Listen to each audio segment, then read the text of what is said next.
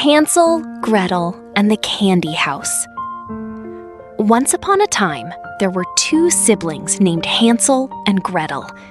Their mother had passed away when they were very young, so Hansel and Gretel lived with their father in a small house. One day, their father took the two children into the forest to play. But sadly, Hansel and Gretel got lost in the middle of the vast forest. The two children held hands and tried to find their way home. They walked and walked, but they could not find the way out. Hansel reached into his pocket and found a small piece of bread. He dropped the piece of bread on the ground, hoping it would help them find their way home.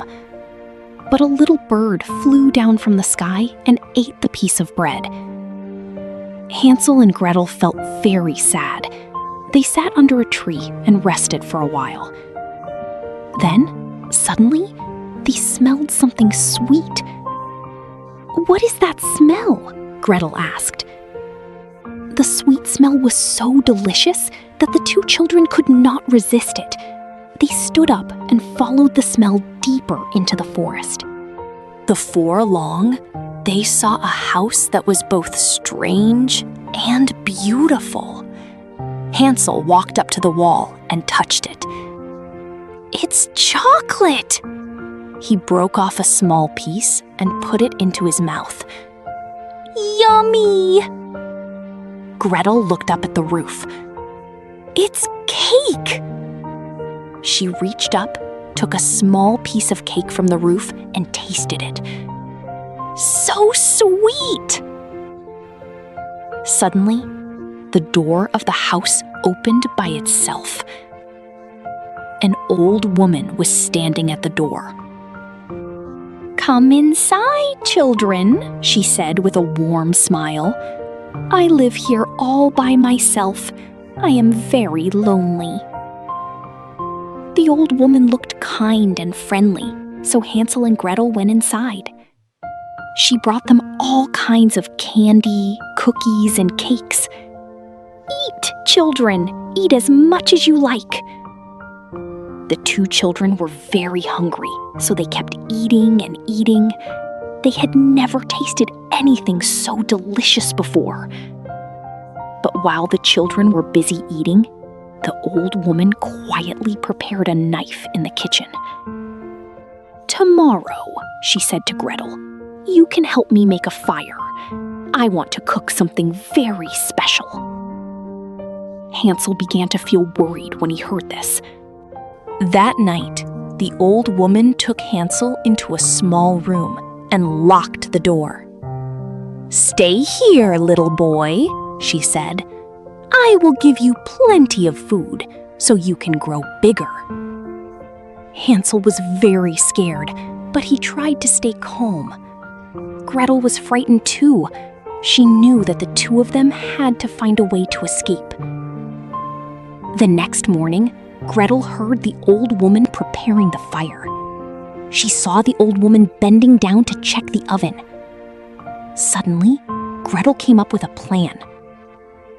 "Grandma, I'm here to help you make the fire," she said. The old woman opened the door and stepped into the kitchen. Gretel waited patiently for the right moment. When the old woman bent down near the oven, Gretel suddenly pushed her forward and quickly shut the oven door. The old woman could not get out. Gretel quickly ran to Hansel and opened the door of the small room. "Hansel, you're free!" The two siblings hugged each other tightly. Then they searched the candy house together. Behind a small door, they found a box. Hansel opened the box. Inside were beautiful jewels, shining gold coins, and sparkling pearls. "Look, Gretel!" The two siblings happily gathered the treasures and took them with them. Then they left the candy house and followed a small path through the forest. They walked and walked. At last, Hansel and Gretel found their way home.